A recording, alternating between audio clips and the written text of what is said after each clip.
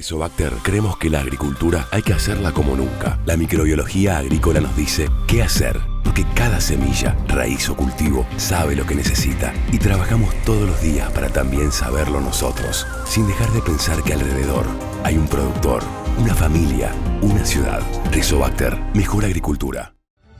Tu búsqueda constante por superarte es el origen de todo. Nos unimos a ese desafío creando Neogen, una nueva marca de semillas pensada para productores como vos, para ofrecerte una combinación perfecta de genética líder, una completa gama de productos adaptados a tus diferentes estrategias productivas. Neogen, unidos desde el origen.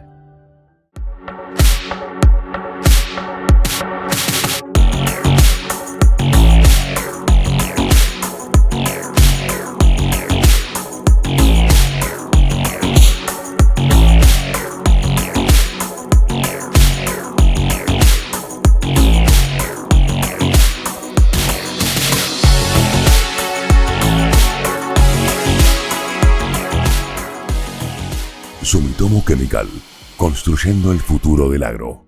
Se nos han ido unos cuantos, espero que vuelvan.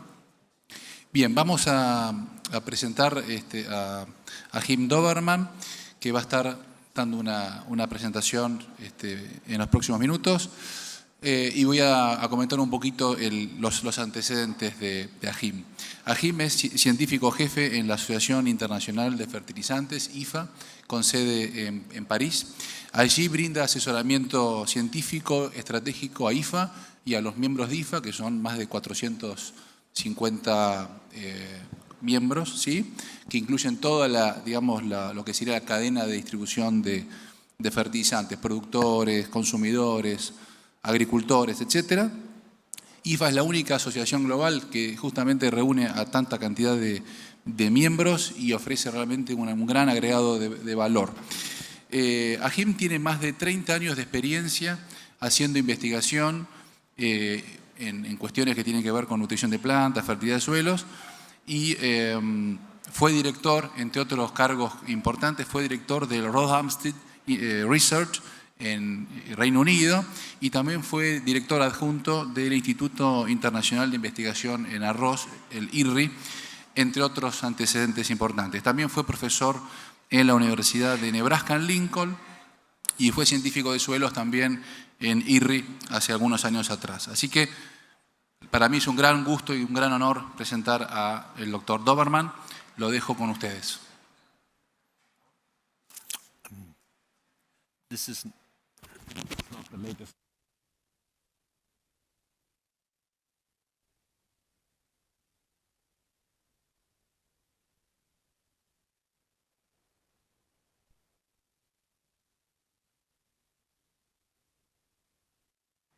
Vamos a chequear que sea la presentación que él entregó cuando llegó, así que espérenme unos minutitos.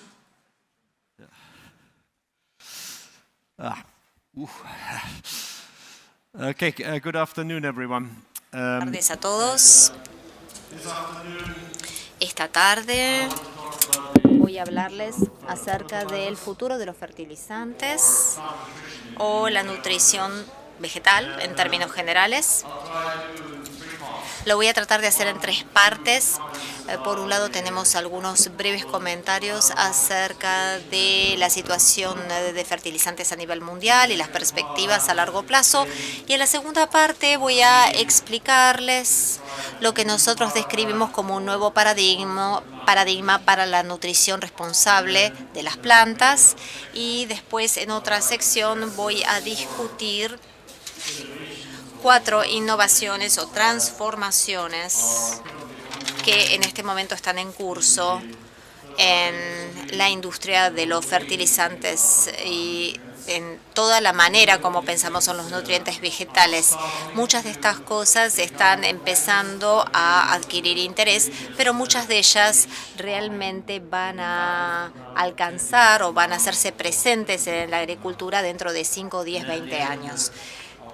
Y al final compartiré algunos comentarios sobre Argentina.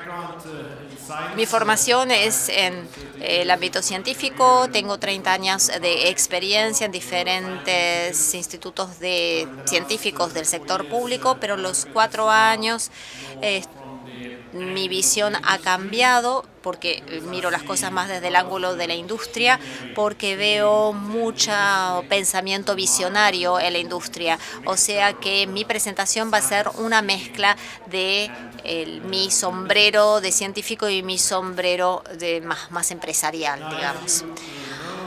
Como seguramente ya sepan, hemos tenido un periodo de 1 año y medio a 2 de precios de fertilizantes muy altos. Pueden ver que en los últimos meses los precios se han desplomado para lo que es nitrógeno, fósforo, también para potasa y hemos regresado más o menos a los niveles en donde nos encontrábamos hace 2 años, para el año 2021. La última vez que tuvimos este tipo de aumentos fue hace más o menos 15 años. Entonces podemos ver que a veces los eventos económicos u otros eventos mundiales que generan, hay como estos eventos que generan estos picos repentinos. Esta vez fue realmente una combinación de factores, lo que hemos visto, en particular en Europa, los elevados precios del gas, también tuvimos la crisis del COVID que causó disrupciones a nivel de la cadena de suministro y de los fabricantes en algunos países. Y bueno, desde el año pasado, un poco más, tenemos la guerra de Ucrania que afecta grandes cantidades de fertilizantes que normalmente hubieran sido exportados a través de Ucrania y también desde Rusia y Bielorrusia. O sea que estos son los resultados que estamos viendo a nivel mundial. Tuvimos 2 años de declinación en el consumo de fertilizantes, de 2 a 3% por año para el nitrógeno, 4 a 5% interanual para fosfato y un poco más todavía 10% para potasa para el año 2022. Entonces ahora proyectamos una modesta recuperación del mercado, los precios van a ir declinando un poquito y la oferta ha respondido, es decir que esperamos ahora un crecimiento de entre un 3 y un 5%, con lo cual todavía no hemos vuelto a los niveles normales, pero en principio el mercado se ha estabilizado y por lo menos para el corto plazo no esperamos ninguna disrupción mayor o aumentos de precios nuevamente. Lo que es aún más interesante es la cuestión de cómo la demanda de fertilizantes se va a desarrollar a lo largo de un más largo plazo. Este es un pronóstico de demanda que hicimos hace un par de años y hay 3 factores importantes que tomamos en cuenta cuando proyectamos hasta el año 2030 y después hasta el año 2050. Uno tiene que ver con cómo crece la población mundial y cómo se manifiesta la demanda alimentaria. Y en segundo lugar tenemos los niveles de eficiencia que podemos ganar o nosotros podemos aumentar la eficiencia en lo que es el uso de fertilizantes o nutrientes en el campo. Si tenemos una mayor eficiencia, entonces vamos a necesitar menos fertilizantes. Y el otro factor es cuántos más nutrientes podemos reciclar en el futuro a partir de abono, a partir de bioresiduos, aguas residuales, etcétera. Entonces de esa manera se construyen diferentes escenarios con todos estos factores y eso nos produce o nos da un índice de crecimiento que va a ser de más o menos 1% cada año. O sea que los valores más bajos que ustedes pueden ver ahí, los que se encuentran en la parte izquierda del gráfico, esto es para un escenario de un crecimiento demográfico un poco menor, altos niveles de crecimiento de eficiencia y altos niveles de reciclaje de nutrientes, y en la parte de la derecha lo que estaríamos viendo es más más el business as usual. Entonces es importante entender que la mayor parte de este crecimiento de demanda se va a manifestar en Asia, Latinoamérica y África. No va a suceder en Norteamérica y tampoco en Europa. Entonces aquí esto es más bien regional. Entonces desde un punto de vista global esperamos un crecimiento significativo porque estos nutrientes son necesarios para generar el tipo de agricultura productiva que uno desea. Para la industria, la propuesta del negocio ha cambiado sustancialmente en los últimos años. Ahora se trata más que nada de generar un equilibrio entre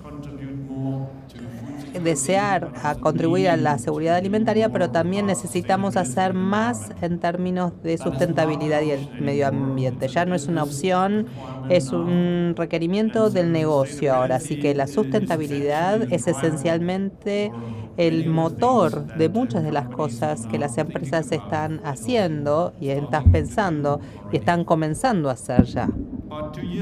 Pero hace 2 años desarrollamos un marco apoyar esto desde un punto de vista científico. Publicamos este paper y lo llamamos un plan responsable de nutrición, un nuevo paradigma. Esto está disponible también en la página web acá, que se puede ver.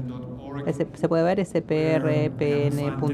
Tenemos un panel científico que publicamos regularmente, abstracts, briefs, también está en español, está disponible en español, y también tenemos uno que está conectado, vinculado a la sesión que acabamos de tener, la interacción entre fertilizantes y biodiversidad. Entonces, ¿qué queremos decir cuando hablamos de un plan de nutrición responsable plan de nutrición vegetal responsable? Tenemos que pensar más en el rol de los nutrientes en un sistema de cadena alimentaria, y acá se puede ver que a la izquierda hay nutrientes minerales que son responsables de muchas funciones específicas para las plantas.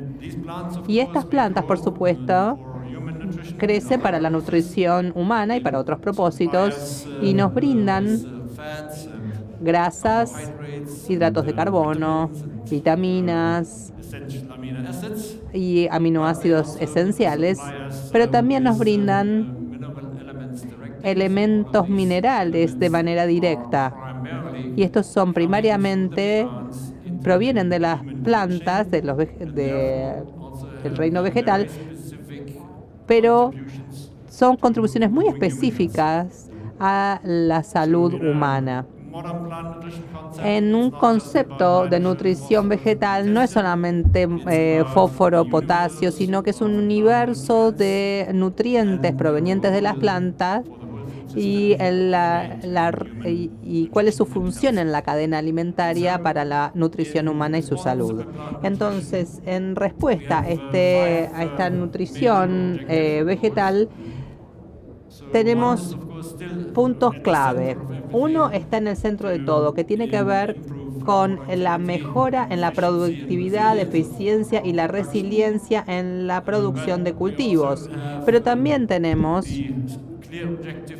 un objetivo claro, que es la reducción de emisiones y otros impactos ambientales para mejorar la salud de los suelos. Y si queremos aumentar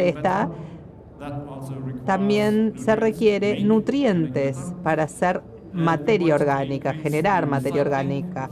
Y tenemos que generar el reciclado de nutrientes y también el objetivo de tener una contribución objetivo para la mejora de la salud humana. Esencialmente, entonces, significa que siguiendo un contexto de cadena alimentaria y una economía circular, esto requiere innovación en muchos sentidos.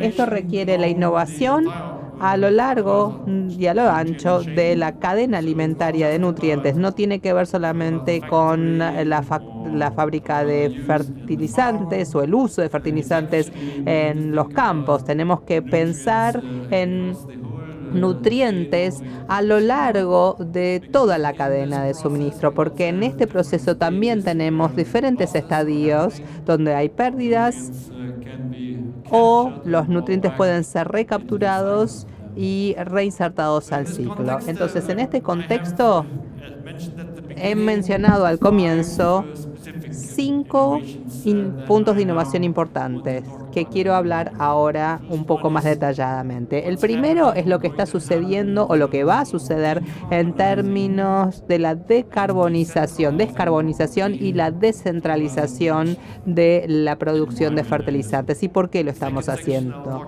La segunda parte son los nuevos fertilizantes. Y voy a hablar sobre la inteligencia artificial porque creo que hay mucho para hacerse con esta. Voy a tener un par de diapositivas al respecto y hacer unos comentarios sobre la agricultura de carbono. Vamos a comenzar con la descarbonización y la producción de nitrógeno. Lo primero es la producción de amonio. Y hace unos años se empieza a hacer y no cambió fundamentalmente. Utiliza muchos combustibles fósiles. Hay la producción de amonio genera casi un 1% de todas las emisiones globales de carbono. Para hacia 2050 el objetivo es el cero neto para el amoníaco verde. Y voy a volver a esto más adelante. Este año tenemos diferentes emisiones y esto es todo lo que pasa en una fábrica de fertilizantes y cómo podemos reducirlo por completo. Lo básico ahí es el amoníaco verde.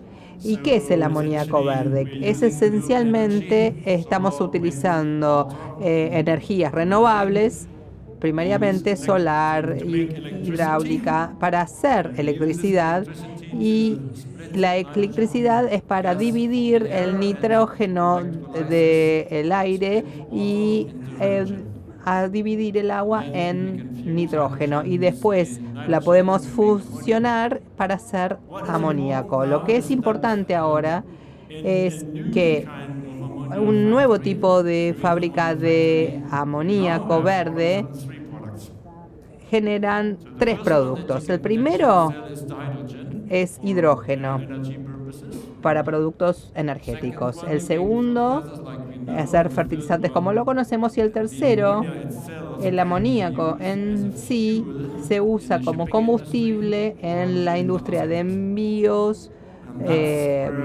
y en otros sectores. Y esta es donde proviene la gran demanda y necesita competencia de diferentes sectores, porque esto va a implicar diferencia de precios. Esencialmente no estamos utilizando combustibles fósiles en este proceso ya, y cómo va a resultar todo esto no lo sabemos, pero sabemos que va a suceder, igual que la conversión de los motores de combustión a los motores eléctricos. Va a ser igual, es una revolución. Hay algunos factores que pueden acelerarlo. Recientemente una empresa china anunció que han desarrollado un motor para autos que puede usar amoníaco verde para que funcione. Esto es interesante para la industria automotriz. Y acá empieza un nuevo juego, ¿no? No lo sabemos. Lo que es interesante es que esto es una planta de amoníaco verde en España. Se ve bastante distinta a una fábrica común. Ahí se puede ver los diferentes componentes. Tienen una granja solar para generar electricidad. muchos megawatts para la planta, tienen una sección para almacenar la electricidad, esos bloques de batería, tienen unidades, tanques de almacenamiento para el hidrógeno que se obtiene. Así es, así las cosas. Y uno puede generar productos múltiples y como empresa se genera un negocio y oportunidades de negocio completamente distintas. Lo que esto significa es que probablemente si pasamos de la producción de amoníaco verde, la era de fertilizante a base de nitrógeno barato terminó. Porque esto tiene que ser recuperado, así que en un futuro el nitrógeno probablemente sea un poco más caro que al día de hoy. ¿Cuánto más caro? No lo sabemos. Así que la otra implicancia que puede venir con esto es que quizás tengamos una fábrica de amoníaco completamente distinta, no enorme, sino quizás tan pequeña como esta. La posibilidad puede ser que ustedes como productor agropecuario puede generar su propia planta de amoníaco verde con un molino de viento o un contenedor de este tamaño. Este es un prototipo de una empresa que se llama Nitrofix Solutions, Nitrofix, que está acá dentro. Es una planta de amoníaco dentro del contenedor. Esto no se ve demasiado complicado, ¿verdad? Es bastante sencillo. No sé lo que cuesta. Quizás haya unidades más grandes o más pequeñas, pero tenemos nuevos actores en este campo. Otro ejemplo es la Nitricity, en California, que utiliza un diferente proceso. Esencialmente es como un golpe de rayo para hacer nitrógeno y para hacer amoníaco utilizan ácido nítrico y lo inyectan directamente al sistema de irrigación de la granja. Este es un prototipo, y tiene un panel solar, un contenedor, y dentro del contenedor se ve así. Se ve un poquito como mi cocina, no se ve demasiado complicado, ¿no? Son ejemplos interesantes. No sabemos qué tan eficiente en el costo van a ser, pero este tipo de cosas están empezando a pasar. Una completamente nueva que está en la etapa de investigación, pero hay prototipos importantes. Es el plasma microondas. Imagínense el microondas de la cocina. Plasma de microondas. Es el mismo principio, pero se lo utiliza para hacer amoníaco. Entonces se inyecta el plasma y en el microondas se genera nitrógeno como una reducción. Esto requiere de menos energía, es de baja temperatura, así que puede ser más eficiente en el costo, no lo sabemos todavía.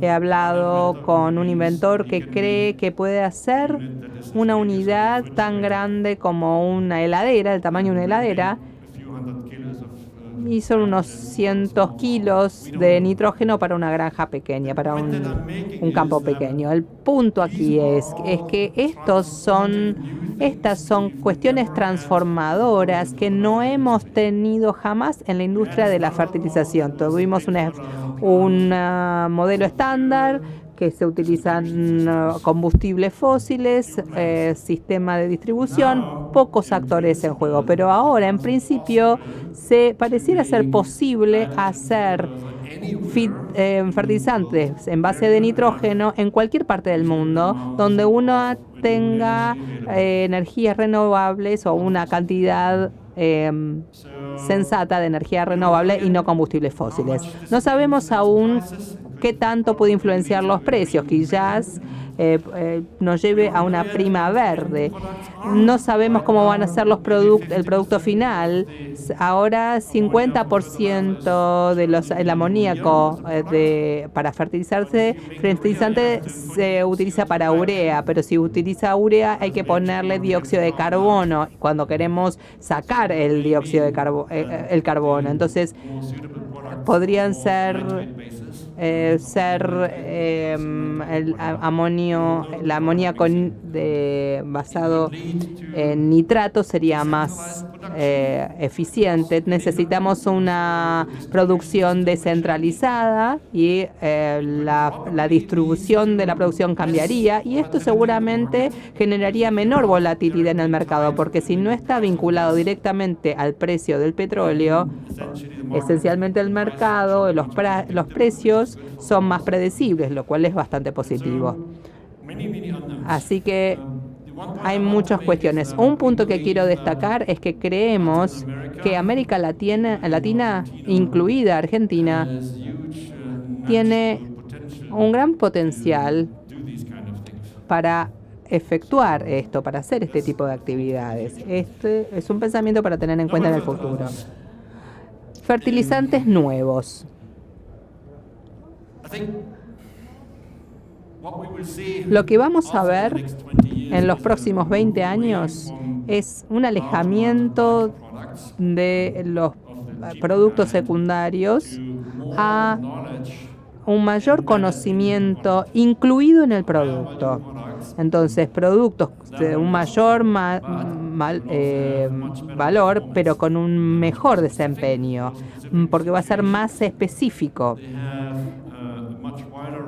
Tienen una mayor gama de liberación de nutrientes y de protección, por lo tanto no puede ser adaptado puede ser adaptado y aumenta la productividad en cada caso. Vemos mucho interés en el desarrollo de nanofertilizantes.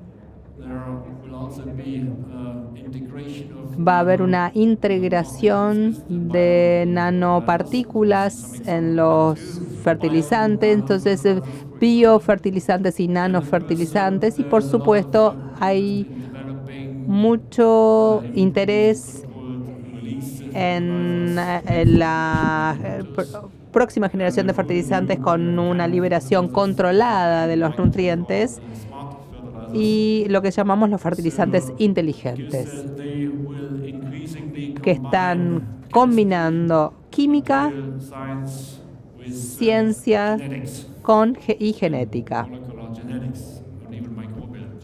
o genética microbiana. Entonces acá hay dos grandes oportunidades. Una es la incorporación de señales genéticas de las plantas dentro de la codificación del fertilizante, o se incorporan los sensores de estas señales, pero la idea es la misma, que la liberación de los nutrientes se desencadena cuando la planta crece cerca a sus raíces. Los nutrientes van a estar protegidos y no liberados cuando no son necesarios. Se envía la señal y ahí sí se liberan los nutrientes. Esta es una nueva generación en la cual se está empezando a trabajar y vamos a ver más de esto. Vamos a ver también la habilidad de hacer fertilizantes específicos, mucho más específicos, que pueden liberar nutrientes de una manera mucho más específica, activada por la misma planta. Cualquier cosa que contenga incluida la codificación debe ser biodegradable. No podemos tener codificación de polímeros en un futuro por los plásticos. No podemos liberar plásticos. Y estas cuestiones, por supuesto, necesitan ser realizadas de manera tal que sean también económicas para los productores agropecuarios. ¿Qué pasa con los bioestimulantes? Bueno, acá se puede ver lo que lo que se puede ver en las diferentes plantas de bioestimulantes, microrriza, lo que se sabe de la literatura científica es cómo estos productos, estas categorías de productos, afectan diferentes funciones de la planta, que están también vinculadas a la tolerancia del estrés y disponibilidad de nutrientes o toma de nutrientes y fotosíntesis. Ustedes ven acá, y lo hemos visto a lo largo de la conferencia, hay toda una serie de productos, pero el problema que tenemos con ellos es que es muy difícil establecer claramente cómo funcionan realmente y cuál es el mecanismo de acción. En muchos casos no está del todo comprendido y cuál es la performance que esto representa para un productor. Nosotros vemos que por un lado están las empresas que afirman algunas cosas. Vemos una en la izquierda, esta es Pivot Bio, una startup de California que recolectó, logró tener más de varios millones de dólares para generar un nuevo producto microbiano. Y ellos lo que dicen es que esto aumenta el rinde, el retorno sobre la inversión, ahorra el uso de fertilizantes y reduce las emisiones de GEI. Del lado derecho, o más o menos al mismo tiempo, un grupo de investigadores universitarios de Estados Unidos publicó un informe que demuestra que este producto y otros productos microbianos fueron evaluados en 10 estados de Estados Unidos en diferentes cultivos y descubrieron que no hay un efecto significativo en 59 de los 61 lotes que evaluaron. O sea que no hay un efecto significativo. Entonces, ¿cómo puede ser que desde la empresa se esté haciendo una afirmación semejante?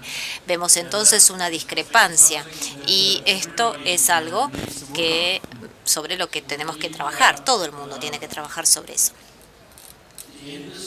Entonces tenemos la industria que elabora estos productos, tiene que ser más rigurosa en este contexto. Necesitamos tener una orientación más clara en cuanto a cómo estos productos son validados, por ejemplo, tener evaluaciones independientes y, si es necesario, normativa más estricta para que los productores realmente puedan estar tranquilos de que el producto que compran realmente reviste efectos y resultados beneficiosos. En Estados Unidos,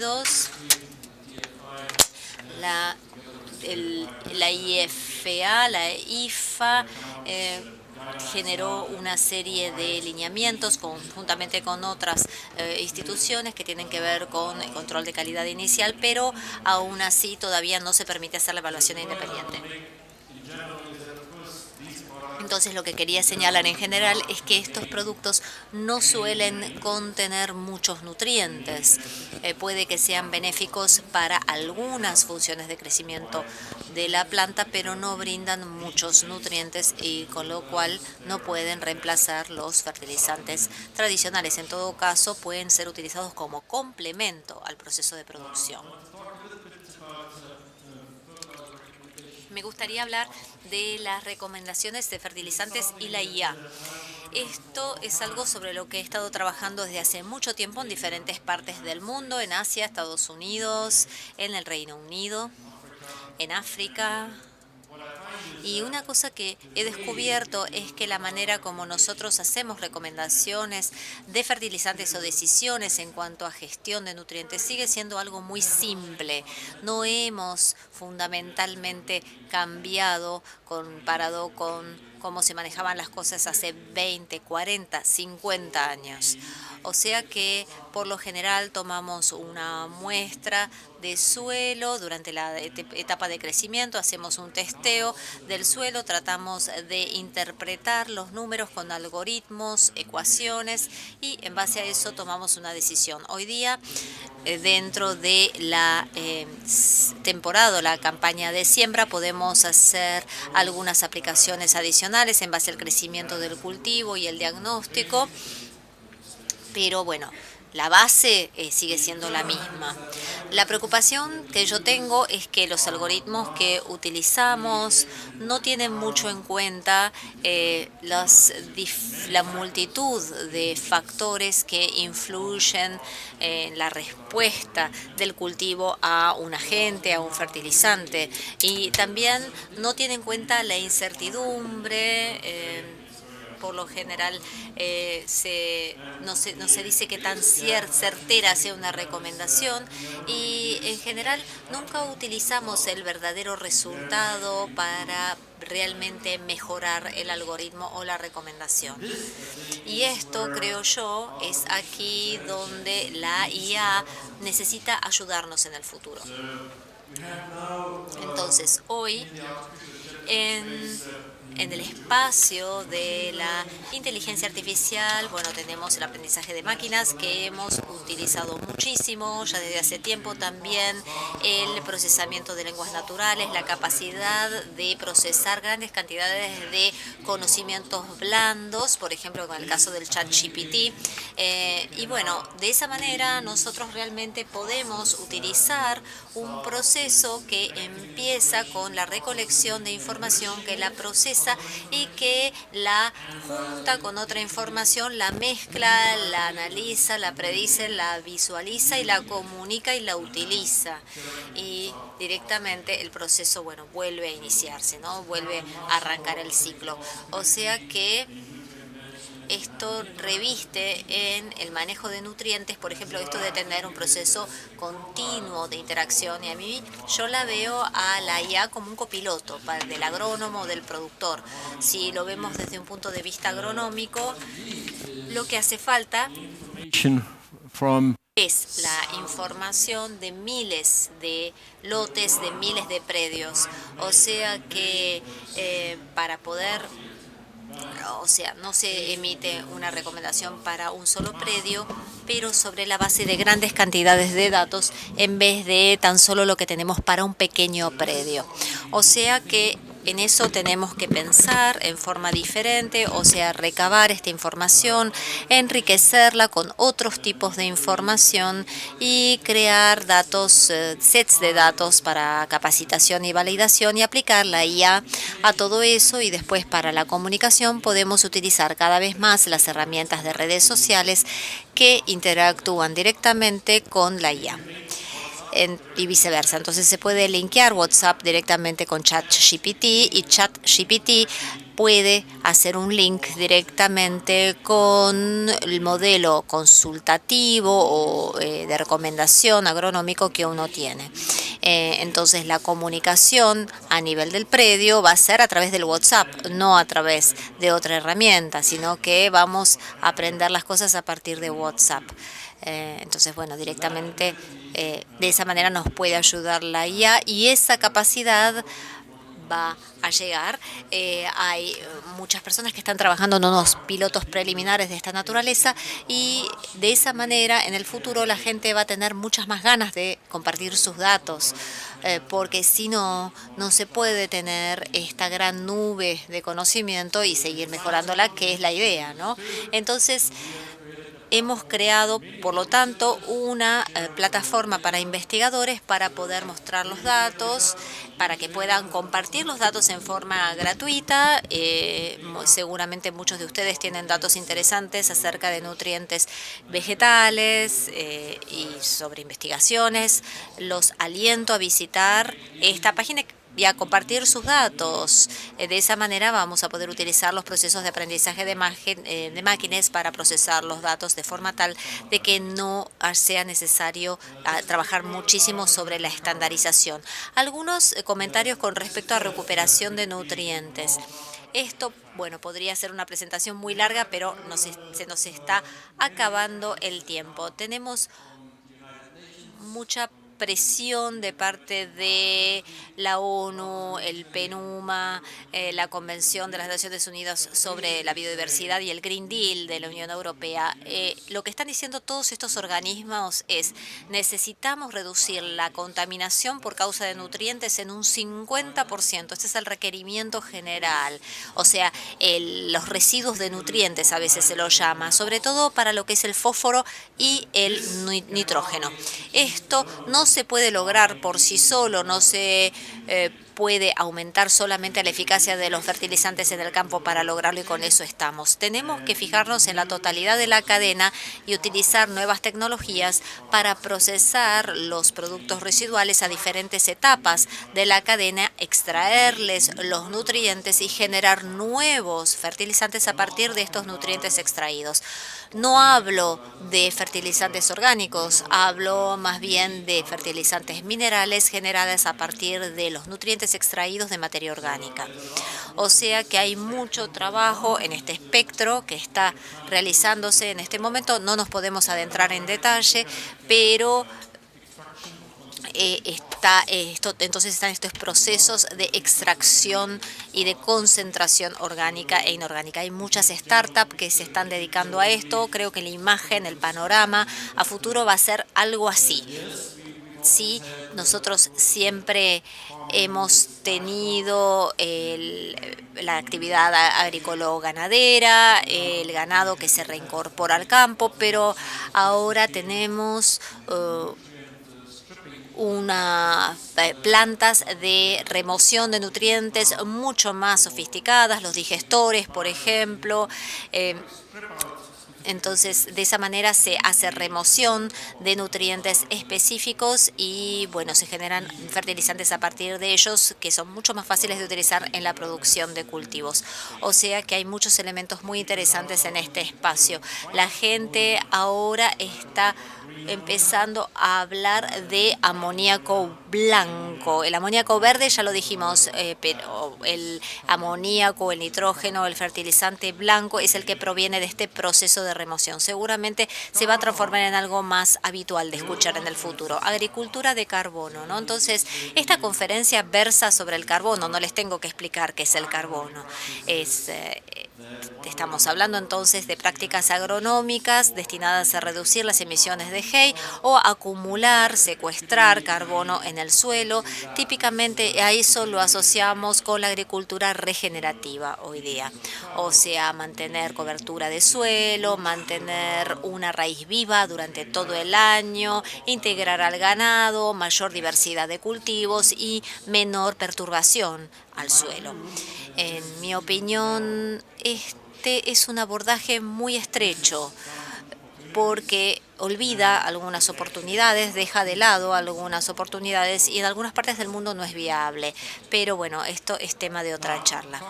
Ahora bien, la agricultura de carbono ha sido generada por la idea de que los productores realmente pueden tener una nueva fuente de ingresos, dinero, y cuando es necesario ganar dinero, hay gente que va a ganar más dinero y gente que va a ganar menos dinero. Entonces, el dinero tiene que venir de algún lado, ¿no?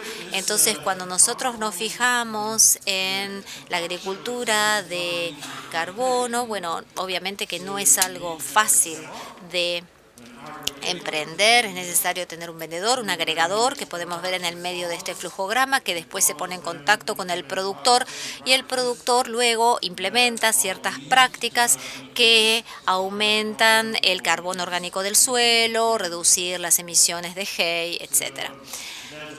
Entonces hay un comprador, por otro lado, que firma un acuerdo de compra de reducción de emisiones, o ERPA, por su sigla en inglés.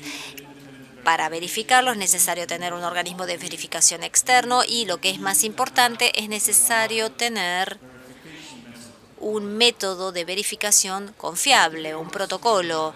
Y, para ser honestos, eso no lo tenemos.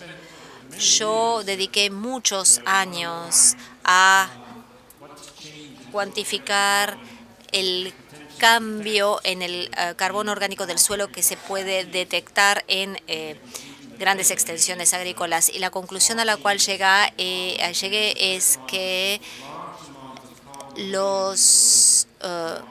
la realidad es que hay grandes cantidades de carbono que ya están en el suelo y que no se pueden medir y que realmente no hay dinero disponible para medir todo eso.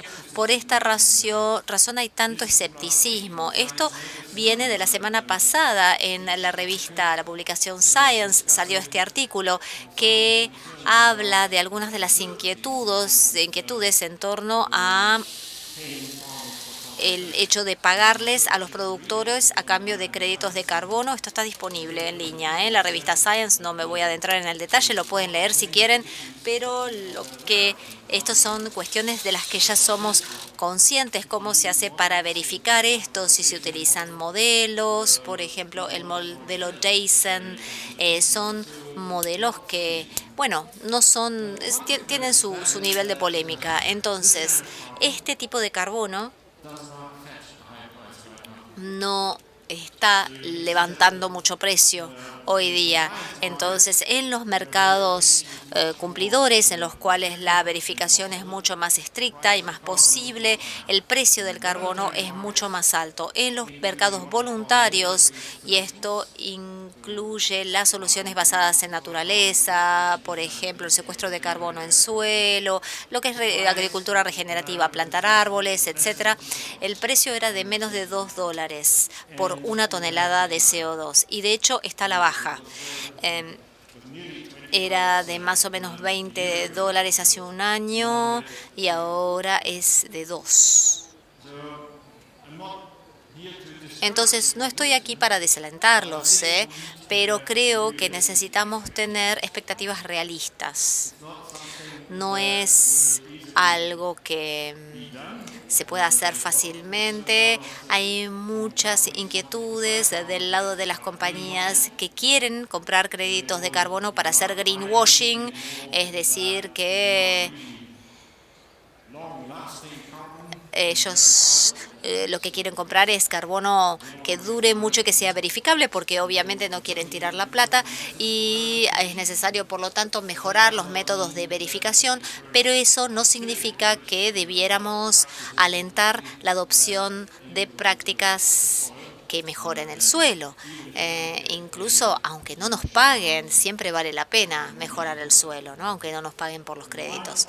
Entonces, una oportunidad que nosotros vemos en la industria y que la vemos cada vez más es que tenemos tecnologías que nosotros sabemos disminuyen directamente las emisiones de óxido de nitrógeno emitidas por el suelo, o que aumentan la eficiencia de uso de nitrógeno a partir de los fertilizantes, y eso es más fácil de verificar.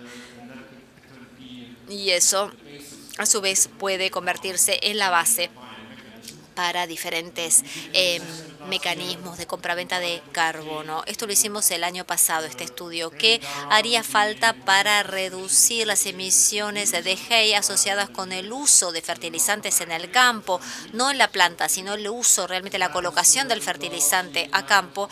Y aquí podemos ver los valores para óxido nitroso y para nitrógeno también.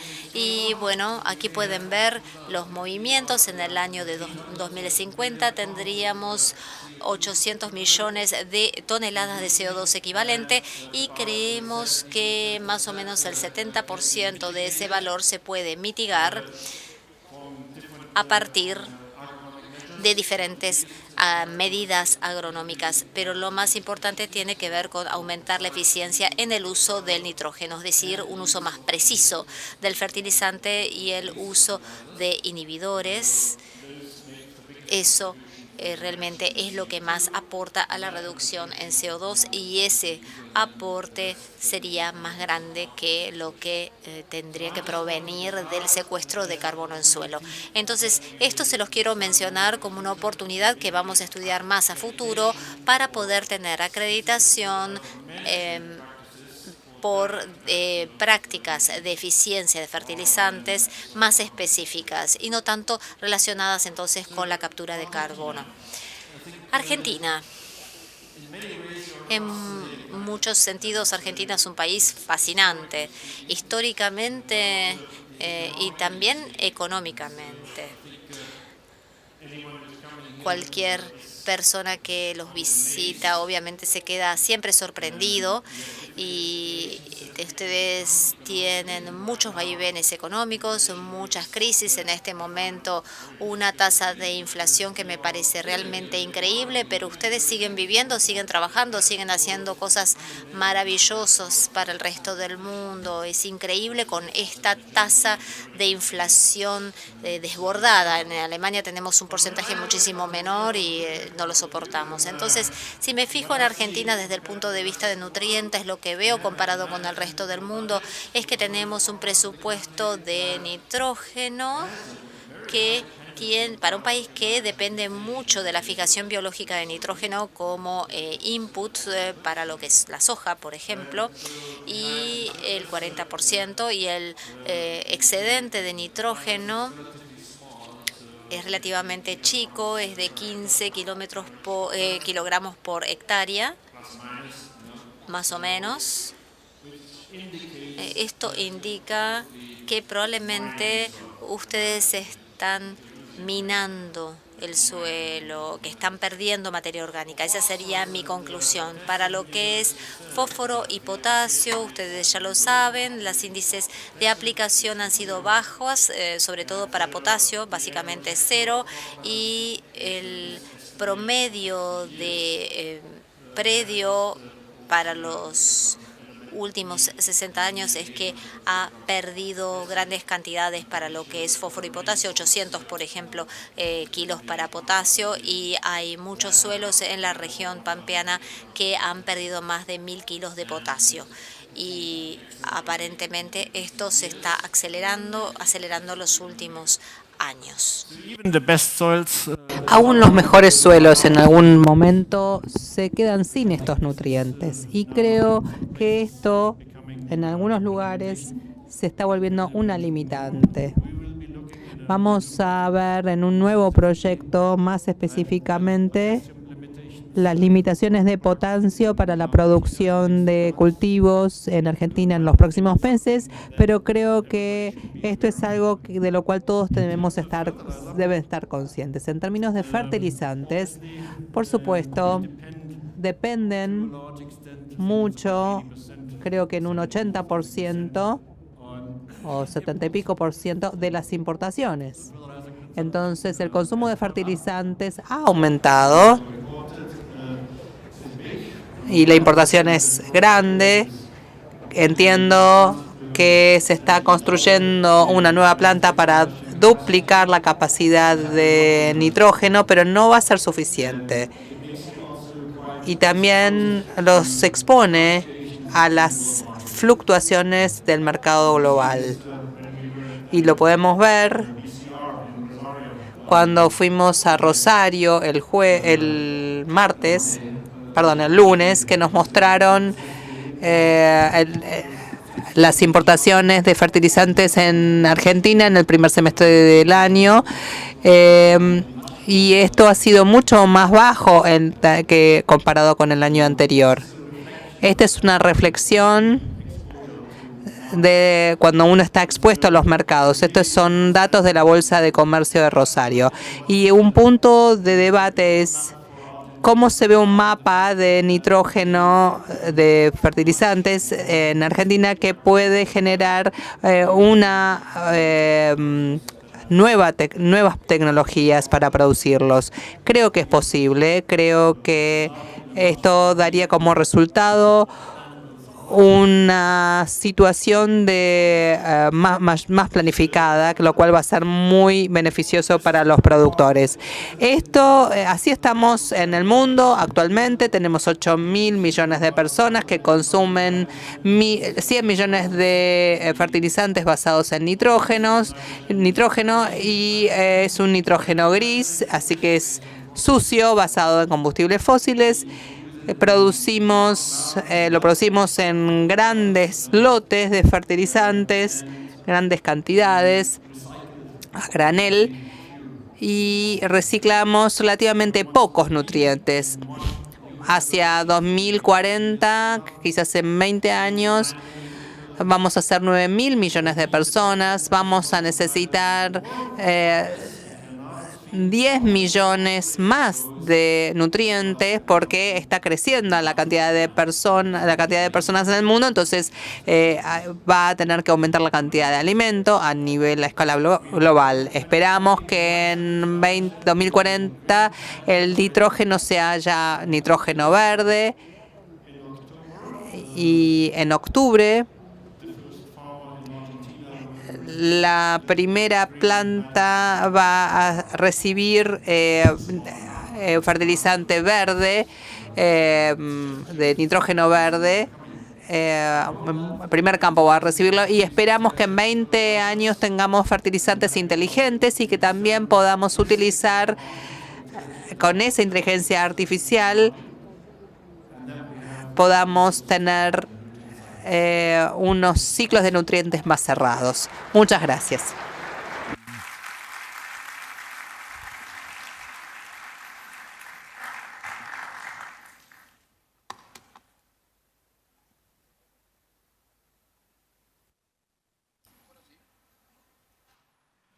¿No manda el micrófono? Ahora sí, muy bien. Bueno, muchísimas gracias, Arjim. Thank you very much for the presentation. Me están corriendo, lamentablemente me dicen que tenemos que dejar la sala a las 5 de la tarde, si no mal me equivoco.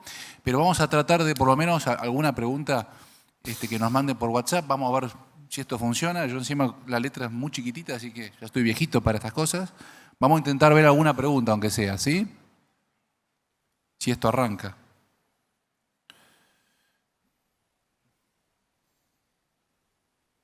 Bien, vamos a ver si llega una pregunta por WhatsApp.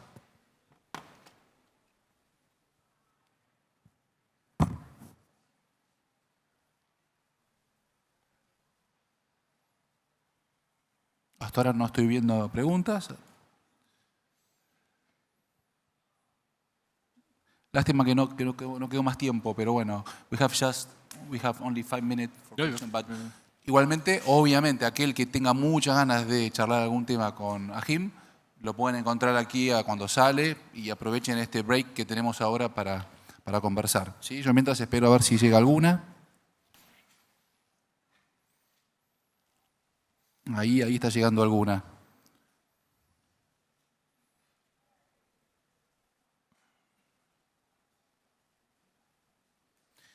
Ok, voy a tratar de traducirle a Jim.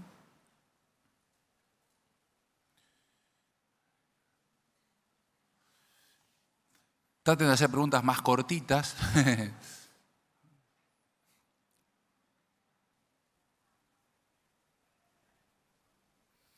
Ok, acá están preguntando.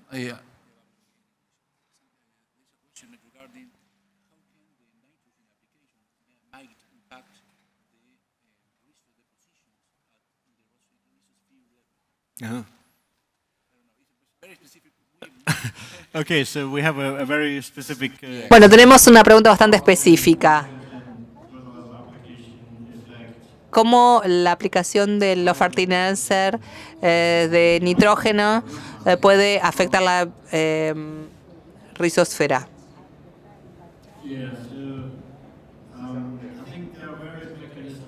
Creo que hay diferentes mecanismos. Por supuesto que está el mecanismo de alimentación del cultivo y se genera biomasa y el cultivo excreta más hidratos de carbono a las raíces y por lo tanto estimula la actividad microbiana. Es un mecanismo de alimentación. Pero también tienen el efecto directo del nitrógeno, de la forma mineral del nitrógeno en las actividades de los microbios. Y eso depende si es amoníaco o nitrato y cómo afecta el pH. O sea que puede variar. Por lo general reprime la actividad de fijación de los nitrógenos, pero aumenta otro tipo de actividades, así que varía. Una pregunta más. This is in English. You can read it. Do you use any ¿Utiliza alguna plataforma en particular para analizar la respuesta de los fertilizantes para cultivos a nivel extensivo? No, no utilizo ninguna en particular. Así que creo que cada uno tiene su sistema de preferencia. En el pasado, soy bastante grande, tengo 62 años, así que utilizo hojas de cálculo. Crecimos utilizando hojas de cálculo, así que la mayor parte de nuestro trabajo es así. Pero lo que veo ahora es lo que es posible con las plataformas de ciencias de datos. Es mucho más sofisticada la forma de uso y vamos a poder hacer una visualización y análisis más claro de los datos. Así que los aliento y los que hacen investigación agronómica, quienes trabajan con expertos en ciencia de datos y ingeniería de datos, que hay mucho que podemos aprender si queremos analizar los datos o las respuestas a los nutrientes, más allá de una curva normal de respuesta, porque podemos nutrirnos de grandes datos, de gran cantidad de datos. A Jim en el break y él con mucho gusto va a estar contestando. Okay, muchas gracias. Un aplauso por favor para Jim. Cuando exportamos un grano de maíz, atrás o anteriormente ese grano de maíz hay un desarrollo biotecnológico, genético, de ciencia y tecnología, de desarrollo de maquinaria muy importante. Así que la primarización como la conocíamos históricamente en la Argentina hoy no existe. Pensá en impulsar y potenciar tu campo. En Macroagro tenés todas las soluciones en un solo lugar en todo el país. Y siempre tenés un oficial cerca para todo lo que necesites. Pensá en grande. Pensá en Macro.